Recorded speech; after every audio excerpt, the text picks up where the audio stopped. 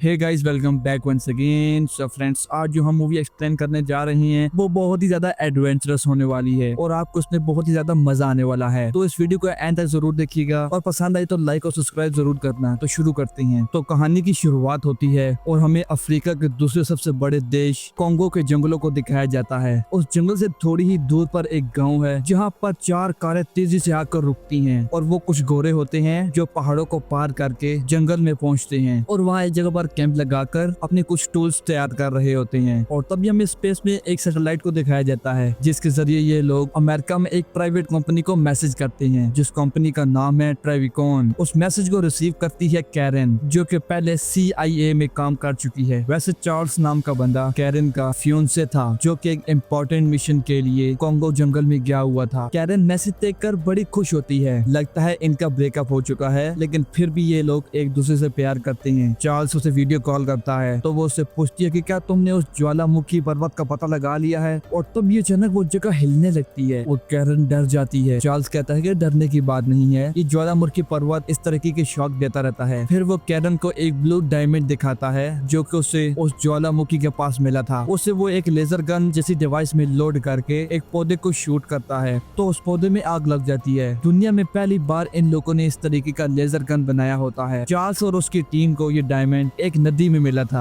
Charles का एक साथी उस नदी को फॉलो करके आगे बढ़ रहा होता है क्योंकि इन्हें लगता है कि ये नदी यहाँ पर जाकर खत्म होती है, वहाँ पर ऐसे बहुत सारे डायमंड्स हो सकते हैं। तो चार्ल्स कैरन को कहता है कि मैं 1 घंटे में लौट आऊंगा और फिर तुम्हें मैं खुशखबरी दूंगा कि हमें और डायमंड्स मिल गए। ये कहकर वो कॉल कट कर देता है। फिर उसको साथी वापस आकर उसको कहता है नदी में कूद जाओ, मैं तुम्हें एक जगह पर लेकर जाता हूँ। दोनों उस नदी में स्विम करके एक पुरानी इमारत के पास जा पहुँचते हैं। वहाँ पर एक छेद होता है। चार्ल्स का साथी बोलता है कि तुम यहीं पर रुको, मैं अंदर जाकर देखता हूँ कि अंदर क्या है। ये कहकर वो उस हॉल के अंदर चला जाता है। आधे घंटे के बाद भी वो वापस नहीं आता तो चार्ल्स वहीं बैठकर चॉकलेट खाने शुरू हो जाता है। तभी दोस्तों उस हॉल से कुछ निकलकर चार्ल्स के ऊपर कुछ गिरता है। वो सोचता है कि ये गद्दा अंदर से पत्थर क्यों मार रहा है। ये सोचकर चार्ल्स उस पत्थर को देखता है तो वो पत्थर नहीं बल्कि उसके आदमी की आंख होती है। चार्ल्स ये देखने के बाद बिल्कुल कांप उठता है और जैसे ही वो पीछे मुड़ता है तो उसकी डर के मारी पूरी सुसु निकल जाती है। यहाँ से सीधा हम इसकी कंपनी को देखते हैं जहाँ पर हीरे मिल जाने की खुशी में ट्रेविस कंपनी का CEO जिसका नाम ट्रेविस है वो तुरंत अपने ऑफिस में आ जाता है। वैसे ट्रेविस चार्ल्स का पिता भी है दोस्तों और वो हीरो का पता लगाने के लिए उसने अपने बेटे को इतनी खतरनाक जगह पर भेजा होता है। लेकिन थोड़ी देर के बाद जब चार्ल्स का कोई मैसेज नहीं आता तो ये लोग यहीं से रिमोट के जरिए कॉन्गो जंगल में चार्ल्स की टीम के द्वारा सेट किए गए सारे कैमरास को ऑन करते हैं। जब वो कैमरे को दूसरी ओर मोड़ते हैं तो वहाँ पर कुछ लोगों की लाशें पड़ी होती हैं और तभी अचानक एक रूप आकर कैमरे को तोड़ देता है। यहाँ पर सभी चौंक जाते हैं लेकिन ट्रेविस को तो बस खिसाने की पड़ी होती है। वो कैसे भी करके उन डायमंड्स को पाना चाहता है। वो कैरन से कहता है कि चार्ल्स के गन में GPS है, तुम खुद उसके गन को ट्रैक करके कॉन्गो को जंगल में जाकर वो डायमंड्स लेकर आओ। लेकिन यहाँ पर कैरन गुस्सा हो जाती है कि ये कैसा बाप है यार, इसे अपने बेटे से ज्यादा डायमंड्स की पड़ी हुई है। तो ट्रेविस कहता है कि मैं सिर्फ ये सब डायमंड्स के लिए नहीं कर रहा, वहाँ चार्ल्स भी तो है, कम से कम उसे बचाने के लिए तुम्हारा जाना जरूरी है। मैं तुम्हारी मदद के लिए कुछ आदमियों को तुम्हारे साथ भेज दूंगा। कैरन कहती है कि मुझे वहाँ पर जाकर ये पता चला कि आप अपने आदमियों को किसी और इरादे के लिए वहाँ पर भेज रहे हैं, तो मैं आपका ऐसा नुकसान करवाऊंगी कि आप सोच भी नहीं सकते। दूसरी ओर कैलिफोर्निया में एक लैब को दिखाया जाता है जहाँ पर एमी नाम की एक गोरिल्ला को पाला जा रहा है। वो पेंट कैन में हाथ डालकर उससे वो उस कमरे में कई पेंटिंग्स बना चुकी होती है। तभी वहाँ पर पीटर नाम का लड़का आता है जिसको देखकर वो तुरंत उससे लिपट जाती है। पीटर ने दोस्तों इसे बचपन से पाला होता है और उसने इसको इंसानों के साथ कुछ हद तक बातें भी करना सिखा दिया है। अगले दिन पीटर एक स्टेज पर अमीरों को स्पीच दे रहा होता है और वो अपनी एक नई टेक्नोलॉजी को डेमो की तरह पेश करता है जिसमें साइन लैंग्वेज को शब्दों में बदला जा सकता है। उसके बाद पीटर अपनी दोस्त एमी को वहाँ पर लेकर आता है और उसने उसके हाथ में एक मशीन फिक्स की होती है। पीटर उसे हेलो कहता है तो एमी उसे कोई इशारा करती है जो कि उसकी मशीन के जरिए हेलो के शब्दों में ट्रांसलेट होता है। ऐसे में पीटर उससे कई सवाल करता है जिनका वो जवाब भी देती है। तो ऑडियंस में बैठा हुआ एक आदमी जिसका नाम होमुल्का है, हम देखते हैं कि उसके हाथ में एक गोल्ड की रिंग होती है जिस पर एक आंख बनी होती है और इसी सिंबल को एमी ने अपने कमरे में पेंट करके बनाया होता है। तो अगले दिन दोस्तों पीटर अपने प्रिंसिपल से मिलता है। वो कहता है कि मेरा एक्सपेरिमेंट सफल हो गया और अब मैं कॉन्गो जंगल में जाकर दूसरी गोरिल्ला से भी इसी तरीके से बात करके मैं पता लगाना चाहता हूँ कि वो लोग हमारे बारे में क्या सोचते हैं। प्रिंसिपल को भी ये आइडिया बहुत ही ज्यादा अच्छा लगता है लेकिन पीटर को वहाँ पर भेजने के लिए इनके पास फंड्स नहीं होते। तब वहाँ वहाँ पर होमलोका आकर कहता है कि मैं तुम्हें स्पॉन्सर करूंगा। वो खुद को रोमानिया का एक बहुत ही बड़ा बिजनेसमैन बताता है और वो उससे कहता है कि मैं इस तरह नई रिसर्च के लिए कई बार डोनेशन कर चुका हूँ। तो ये सुनने के बाद पीटर बड़ा खुश होता है। वो तुरंत अपने घर जाकर अपनी चीजें पैक करने लगता है। फिर वो अपने साथी और एमी को लेकर एयरपोर्ट पर पहुंच जाता है। तभी वहाँ पर कैरेन आती है और वो उससे रिक्वेस्ट करती है कि प्लीज मुझे भी अपने साथ ले जाओ। इसके अलावा वहाँ पर जाने के लिए कोई और फ्लाइट भी नहीं है, प्लीज मुझे ले जाओ। लेकिन तभी फ्लाइट वाले पीटर की चीजें नीचे उतारना शुरू हो जाती हैं। वो अलका पीटर को बताता है कि देखो किसी तरीके से मेरा क्रेडिट कार्ड ब्लॉक हो गया है, इसलिए ये लोग सामान उतार रहे हैं। अगर तुम्हारे पास अगर कैश है तो दे दो, मैं तुम्हें थोड़ी ही दिनों के बाद दे दूंगा। तब करण कहती है कि पैसा मैं दे देती हूँ, मुझे साथ ले जाओ। और फिर कोई रास्ता न पाकर पीटर उसे भी साथ लेकर जाने के लिए राजी हो जाता है। और फिर आखिर सभी लोग फ्लाइट में चढ़कर कोंगो के लिए निकल जाते हैं। एमी तो पहली बार फ्लाइट में जा रही होती है तो वो थोड़ी सी नर्वस होती है और वो बार बार ठंडा पानी मांगती है। लेकिन ये क्या दोस्तों, उसे दारू दी जाती है जिससे वो नशे में बिल्कुल टल्ली हो जाती है। जब उसे होश आता है तो वो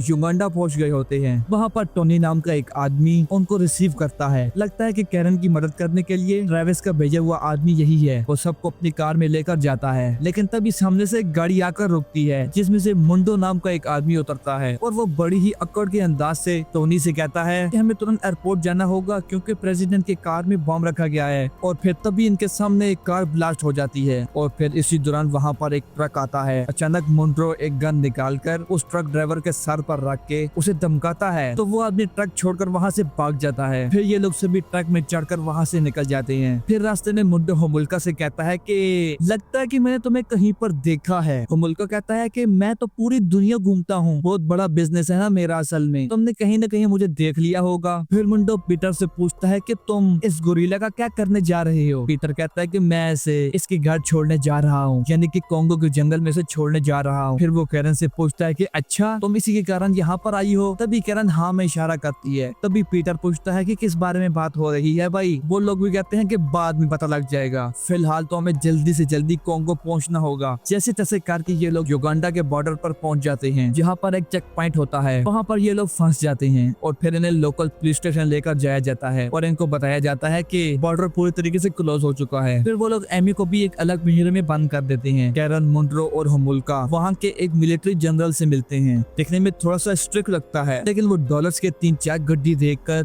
उसकी नीयत बदल जाती है और वो रोकड़ा लेकर इन्हें बॉर्डर क्रॉस करने की परमिशन दे देता है। पर वो होमुल्का से पूछता है कि तुम मेरे देश में क्या कर रहे हो। तभी ये लोग चौंक जाते हैं कि हर कोई से पहचान रहा है यार। तब जनरल बताता है कि तुम इस होमुल्का नाम की चीज से दूर रहना वरना ये तुम्हारे सारे पैसे उड़ा देगा। फिर सभी लोग पुलिस स्टेशन से निकलकर एक जगह पर पहुंचते हैं जहाँ पर इनका जहाज खड़ा हुआ होता है और इसी के जरिए ये लोग कोंगो जाएंगे। लेकिन कोंगो और युगांडा के बीच कुछ प्रॉब्लम्स चल रही हैं। ये लोग फ्लाइट में अपना सामान लोड कर रहे होते हैं और तभी मुंडो होमुल्का से कहता है अब मुझे याद आया कि तुम कौन हो। यहाँ पर मुंडो होमुल्का की बैक हिस्ट्री बताता है कि ये 5 साल पहले कोंगो के जंगलों में सोलोमन राजा का कोई पुराना खजाना ढूंढने के लिए आया था और इतनी बड़ी मुसीबत हो गई कि मैं इसे स्ट्रेचर पर उठा के लेके आया था। फिर मुंडो ये भी कहता है कि उस जंगल में इस तरीके का कोई शहर है ही नहीं जैसा ये बोल रहा है और इसी बात पर इन दोनों के बीच फिर से बहस होना शुरू हो जाती है। तो आखिर में मुंडो से आंखें दिखाता है तो होमुल्का चुप हो जाता है। तब टोनी कैरन से कहता है कि काम पूरा हो जाने के बाद जंगल से बाहर निकलने के लिए तुम्हें एयर बैलून की जरूरत होगी जो मैंने येलो बॉक्स में रख दिया है। इतना ही नहीं, तुम सबकी सेफ्टी के लिए मैंने 11 आदमियों का भी इंतजाम कर लिया है जिनके पास भरपूर वेपन्स होंगे और बाकी सारी जरूरत की चीजों का इंतजाम मैंने कर दिया। अब मेरी ड्यूटी खत्म। ये कहकर वो ने फ्लाइट पे चढ़ाकर वहाँ से चला जाता है और जब ये लोग जंगल के इलाके में उड़ रहे होते हैं तो नीचे से एक गैंग रॉकेट लॉन्चर से उनके फ्लाइट पर हमला करती है।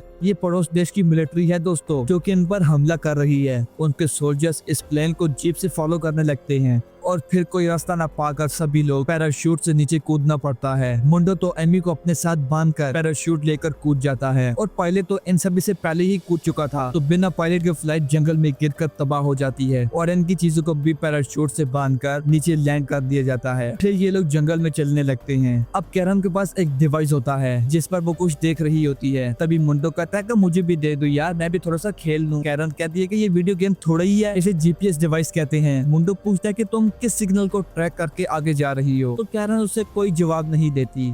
फिर वो एक जगह पर कैंप सेट करते हैं तो कैरन सैटेलाइट के जरिए ट्रेविस को कॉल करती है। ट्रेविस बड़ा ही खुश होता है कि कैरन कोंगो के जंगल में पहुंच गई है और जिस रूप ने चार्ल्स के कैमरे को तोड़ दिया था उसे ट्रेविस ने स्कैन कर लिया होता है और अब वो उसे कैरन को दिखाता है। उसमें एक स्कल दिखता है जो किसी गुरिल्ला का होता है, लेकिन ट्रेविस कहता है कि ये कोई मामूली गुरिल्ला नहीं लगता, मुझे लगता है कि ये कोई अलग ही स्पीशीज है, इसके बारे में अभी तक इंसान जानते ही नहीं, तो तुम सेफ्टी के लिए हमेशा 2 गन्स अपने पास रखना। इसी बीच एमी खेलते खेलते वहाँ पर आ जाती है और गलती से कैरन की डिवाइस को तोड़ देती है। उसी रात जब वो लोग सो रहे होते हैं तो गुरिल्लास की आवाजें आने लगती हैं। पीटर और कैरन जाग जाते हैं, लेकिन मुंडो बड़ी ही शांति से आसमान की तरफ इशारा करते हुए कहता है कि आज एक खास रात है, इसलिए सारे गुरिल्लास अपनी मीटिंग में मसरूफ होते हैं, इसलिए तुम लोग चुप हो जाओ और सो जाओ। फिर अगले दिन ये लोग निकल पड़ते हैं और उस ज्वालामुखी के पास पहुंच जाते हैं। तभी उनके पास बहुत ही ज्यादा तेज बारिश होने लगती है। शाम हो जाती है और वो लोग वहाँ पर टेंट लगा के आराम करने लगते हैं, लेकिन रात भर बारिश और तूफान की वजह से इनके 3 टेंट्स उड़ गए होते हैं। सुबह होती है तो एमी को बड़ी भूख लगती है, तो वो खुद एक बॉक्स खोलकर अंदर से केले निकालकर खाने लगती है। इतने में पीटर भागा चला आता है और वो मुंडो से कहता है कि यार मेरे प्राइवेट पार्ट में कोई कीड़ा चिपका हुआ है। कहकर वो अपना ट्राउजर उतार कर उसको दिखाता है तो पता चलता है कि वहाँ पर एक कीड़ा चिपका हुआ है और वो पीटर को खून चूस रहा है। मुंडो तुरंत अपनी जलती हुई सिगरेट से उस कीड़े को हटा देता है, लेकिन मुड़ने पर पता चलता है कि पेड़ के पीछे 2 जंगली आदिवासी इनको देख रहे हैं। तो पीटर मुंडो को इशारा करता है तो फिर मुंडो उन आदिवासियों से उन्हीं की भाषा में कम्युनिकेट करने लगता है। अपनी भाषा सुनकर वो लोग हैरान हो जाते हैं और वो इनसे दोस्ती कर लेते हैं। वो बताते हैं कि इस जंगल में इनकी जैसा एक गोरा नजर आया था जिसके शर्ट पर एक सिंबल भी बना था। ये कहकर वो जमीन पे टीसी करके कुछ लिखता है, जिस पर कैरन तुरंत समझ जाती है ये तो ट्रेविकॉम का लोगो है, यकीनन वो चार्ल्स ही होगा। वो उनसे कहते हैं कि हमें वहाँ पर लेकर चलो। तभी वो लोग उन्हें उस जंगल में लेकर जाते हैं जहाँ पर एक आदमी नीचे पड़ा होता है जिससे सारे आदिवासी घेरे हुए हैं। तो लगता है कि जैसे वो कोई मंत्र कर रहे हैं। कैरन पूछती है कि ये लोग कर क्या रहे हैं, तो मुंडो बताता है कि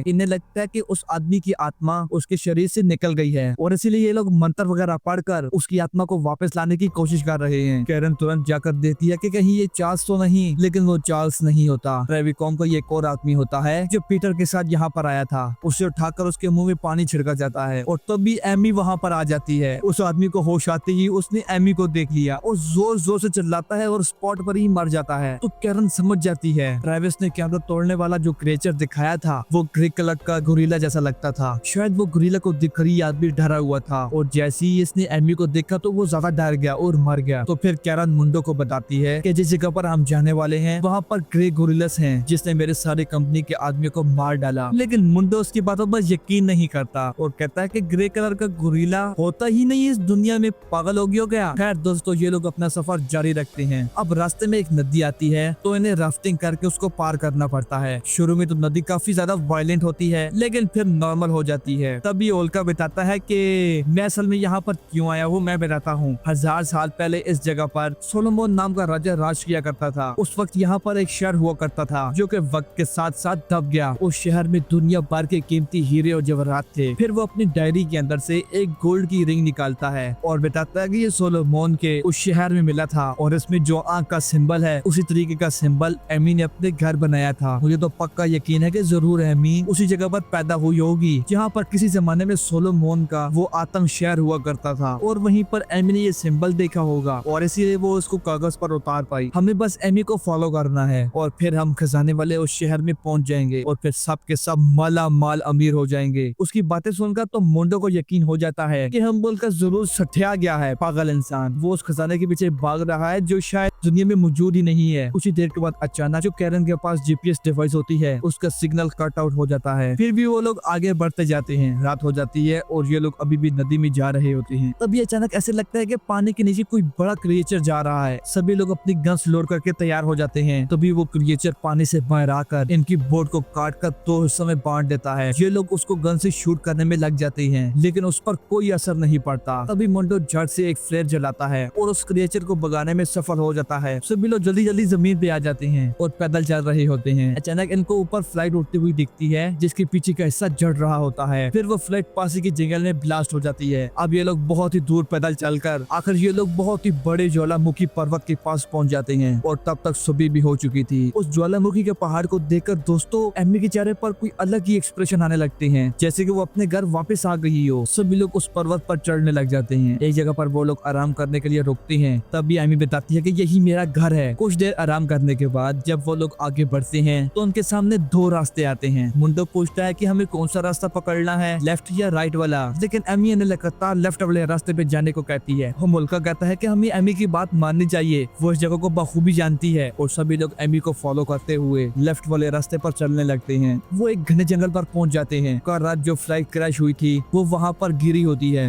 मुंडो फ्लाइट के अंदर झांकता है और कहता है कि सभी लोग मर गए। डेन को देखकर केविन समझ जाती है कि ट्रेविस ने मुझे भेजने के अलावा उस खजाने को लूटने के लिए अपने कुछ आदमियों को भी भेजा होता है। वो मजे ही मजे में आगे बढ़ रहे होते हैं और तभी वो अपने आगे इतने बड़ा गोरिल्ला देखकर सभी लोग डर जाते हैं। मुंडो पीटर से कहता है कि शांत रहो, गलती से भी मांगना मत वरना ये तुम्हें मार डालेगा। गोरिल्ला घूरते हुए पीटर के पास आता है, लेकिन पीटर बिना हिले डुले उसकी आंखों में आंखें ना डाल के बल्कि इधर उधर देखने लगता है। फिर गोरिल्ला उसे कुछ देर घूर कर चला जाता है। पीटर कहता है कि अच्छा हुआ मुंडो आपने मुझे भागने से मना किया, वरना शायद आज मैं गोरिल्ला का खाना बन जाता। ये कहकर वो पीछे मुड़ता है तो वहाँ पर मुंडो होता ही नहीं। असल में वो इससे भागकर 50 फीट दूर झाड़ियों में छुप गया होता है। और फिर वो उसके सामने आता है और उसे कहता है कि यार पीटर मुझे माफ कर दो, मैं डर के मारे भागकर छुप गया था। इतने में दोस्तों उस गोरिल्ला का परिवार वहाँ पे आ जाता है और वो लोग एमी को देखते हैं। तभी एमी उन्हें देखकर साइन लैंग्वेज में उनसे ऐसे बात करती है जैसे कि वो इंसान हो। उनकी कुछ समझ भी नहीं आता और वो गोरिल्ला उसको इग्नोर करके वहाँ से चले जाते हैं। तभी रास्ते में इनका टीम का आदमी रास्ते में एक वायर के ऊपर पाँव रख देता है और तभी अलार्म बजने लगता है। असल में उसने एक वायर पर पैर रख दिया होता है तो करण उस वायर को निकाल कर तुरंत उस अलार्म को ऑफ कर देती है। तब वो इनको बताती है कि हमारी कंपनी के लोग जहाँ भी जाते हैं इस तरीके के अलार्म सेट कर देते हैं ताकि अगर कोई जंगली जानवर आए तो उन्हें पहले से ही वार्निंग मिल जाए। मतलब कि ट्रेविकॉम के लोग यहाँ पर आए जरूर थे, लेकिन फिलहाल वहाँ पर न तो ट्रेविकॉम की टीम होती है और न ही उनकी चीजें। मुंडो वहाँ की गुफा में एक होल को देखता है। ये वही होल है दोस्तों जिसके अंदर चार्ल्स का साथी गया और फिर आखिर में एक आंख बाहर आकर पीटर पर गिरी थी।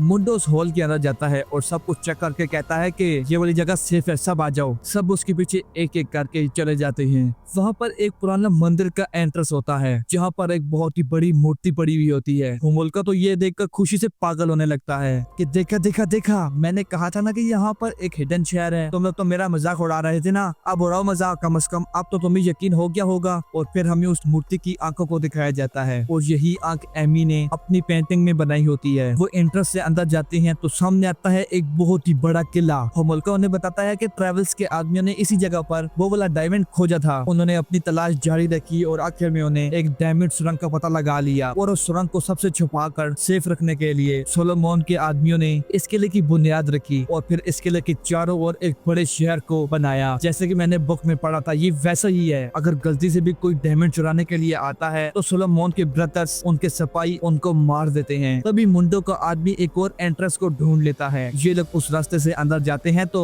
उस किले के अंदर पहुंच जाते हैं। वहाँ की दीवारों पर कुछ पुरानी पेंटिंग्स होती हैं जो कि पत्थरों को तोड़कर बनाई गई होती हैं। इसी बीच एमी कहीं पर भागती है तो पीटर का दोस्त उसके पीछे जाता है। तभी वो आवाज सुनकर पीछे देखता है ना तो उसे अपनी आंखों पर विश्वास नहीं होता। दूसरी ओर ये लोग किले के अंदर चल रहे होते हैं। तभी एक जगह पर रास्ता हो जाता है बंद। तभी पीटर का दोस्त खून से लथपथ उनके पास आता है और उनके पास आते ही मर जाता है। दूर दोस्तों एक रूप दिखता है जो एक पर्पल कलर का गोरिल्ला है। वो एक सर को इनके पास फेंकता है जो कि इन्हीं की टीम के एक आदमी का होता है और वो घुर्राते हुए इनकी तरफ भागते हुए आता है। सभी लोग उसे लगातार शूट करते हैं। गोलियां लगने की वजह से वो दर्द के मारे चीखने लगता है और वहाँ से भाग जाता है और तभी एमी भी वहाँ से डर कर भाग जाती है, लेकिन पीटर उसे गले लगाकर शांत करता है। सभी लोग बाहर भाग जाते हैं। वहाँ पर देखते हैं कि इनके सारे आदमी मरे पड़े होते हैं। होमुल्का को शौक होता है कि मैंने जिन खूनी गोरिल्लास के बारे में पढ़ा था वो 100% सच है। इन्हीं की वजह से यहाँ पर डायमंड्स को कोई हाथ नहीं लगाता। और फिर तभी अंधेरा हो जाता है और ये सभी लोग वहाँ पर कैंप करते हैं, लेकिन ये लोग सेफ्टी के लिए चारों ओर ये लोग इलेक्ट्रिक फेंस लगा देते हैं जिससे न सिर्फ शॉक लगेगा बल्कि बाहर किसी तरीके का मूवमेंट हो तो उसे डिटेक्ट करने के लिए सेंसर भी लगे हैं। इतना ही नहीं वो लोग कुछ ऑटोमेटिक गन्स भी लगा देते हैं ताकि मूवमेंट सेंस करने पे वो लोग खुद ही शूट हो जाएं। सभी लोग सेफ्टी फेंस के बीच अपना टेंट लगाकर सो जाते हैं। तभी एमी पीटर से कहती है सभी बुरे गोरिल्लास हैं। सब बैठकर बातें कर रहे होते हैं कि अचानक एक मशीन गन शूट करने लगती है और फिर कुछ ही देर में अलग अलग जगह पर सेट किए गए मशीन्स ऑटोमेटिक गन से शूट करना शुरू कर देती हैं। तब ये लोग रियलाइज करते हैं कि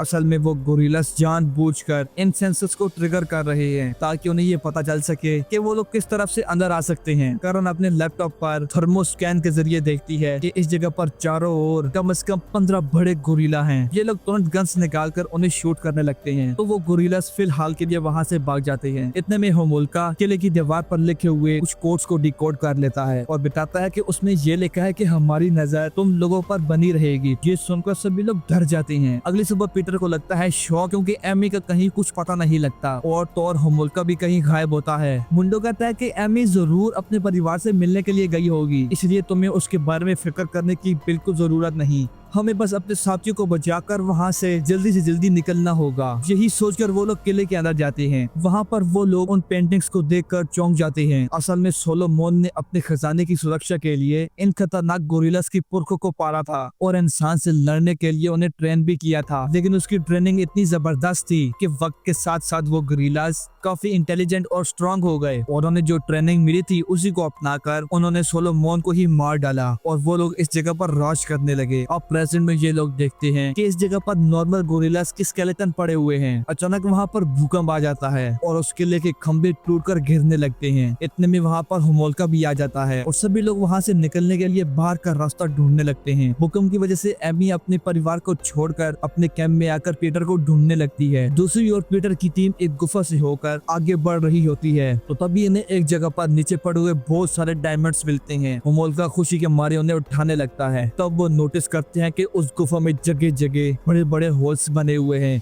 और हर होल के अंदर एक खूनी गोरिल्ला बैठा हुआ है। सभी लोग चुपचाप चलने लगते हैं, लेकिन होमोल्का सभी डायमंड्स को बटोरने में लगा होता है और फिर तभी वो गोरिल्लास होमोल्का को घेर लेते हैं।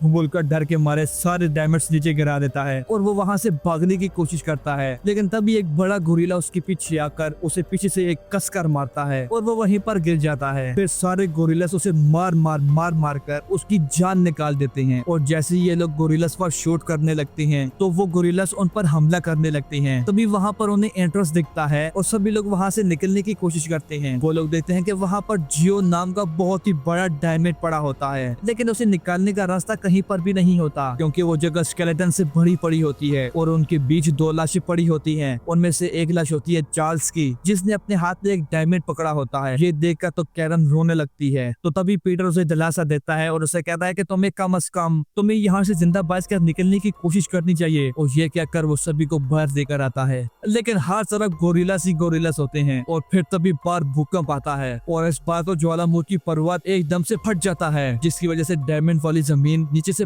फट जाती है और अंदर से बड़े बड़े पत्थर बाहर निकलने शुरू हो जाते हैं। मुंडो तो लगातार गोरिल्लास को शूट कर रहा होता है, लेकिन एक पॉइंट पर आकर उसकी गोलियां भी खत्म हो जाती हैं। तभी कैरन को एक आइडिया आता है और वो मरे हुए चार्ल्स के हाथ से वो डायमंड निकालती है और उसे एक लेजर गन में लोड कर देती है। फिर उसी बीच एक गोरिल्ला पीटर को उठाकर अपने झुंड के बीच फेंक देता है। तभी एमी वहाँ पर कूद पड़ती है और सब पर घुराती भी है। बाकी सभी गोरिल्लास बौखला जाते हैं, अबे ये यहाँ पर कहाँ से आ गया। तभी एमी उनके बीच जाकर कहती है कि तुम सब बुरे गोरिल्लास हो। वो किसी भी गोरिल्ला को पीटर के पास भटकने नहीं देती और फिर कैरन लेजर गन से शूट करने लगती है, जिससे एक गोरिल्ला का हाथ कट जाता है, दूसरे गोरिल्ला का सर कट जाता है और ऐसे ही वो लेजर गन से शूट करके सारे गोरिल्लास के टुकड़े टुकड़े करने लगती है। मौका पाकर सभी लोग वहाँ से भागने में बिजी होते हैं, लेकिन तभी ज्वालामुखी का लावा बहकर उस गुफा के अंदर आ जाता है। तभी वहाँ के गोरिल्लास बाहर निकलने की कोशिश करते हैं और बहते हुए लावा में कूद कर जान दे देते हैं। और जो अपनी टीम है दोस्तों सोलोमोन के शहर से बचकर बाहर आ जाती है और फिर तभी उस शहर की चारों तरफ के जमीन में दरार पड़ने लग जाती है।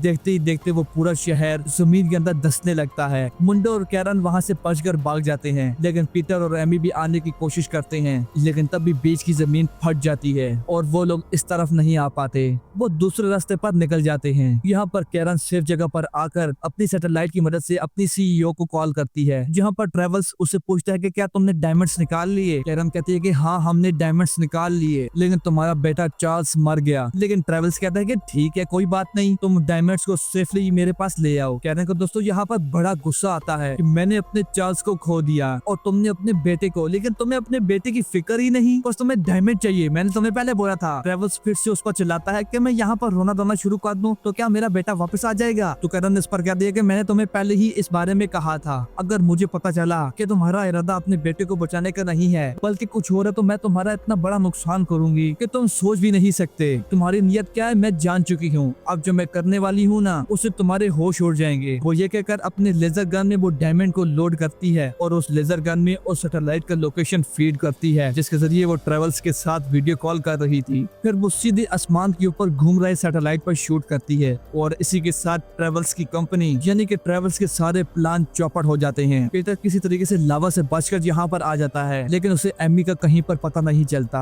और तभी उसे एमी एक जगह पर मिल जाती है। वो भागकर उसके पास जाता है और उसे अपने गले से लगा लेता है। एमी बार बार कहती है कि अच्छी गोरिल्लास, अच्छी गोरिल्लास। पीटर मुड़कर देखता है तो पता चलता है यहाँ उन खूनी गोरिल्लास के अलावा अच्छे गोरिल्लास भी हैं जिन्हें एमी ने पहचान लिया और जो इसका परिवार भी है और वो उन्हीं को अच्छी गोरिल्लास बता रही थी। अपनी आंखों में आंसू लिए एमी पीटर से अलविदा लेती है और फिर वो अपने परिवार के साथ वहाँ से चली जाती है। पीटर की टीम उस येलो बॉक्स का पता लगा लेती है जिसमें जॉन ने एयर बैलून रखा होता है। वो लोग उस एयर बैलून में चढ़कर उस खतरनाक जंगल से निकल जाते हैं और इसी के साथ हमारी कॉन्गो मूवी का एंड होता है। सो फ्रेंड्स, आपको मेरी एक्सप्लेनेशन कैसी लगी आपने कमेंट जरूर करना है। आपने कुछ भी नहीं करना, आपने कमेंट जरूर करना है। ओके, लाइक और सब्सक्राइब भी कर देना यार। मिलते हैं ऐसी वीडियो के साथ, तब तक के लिए बाय बाय।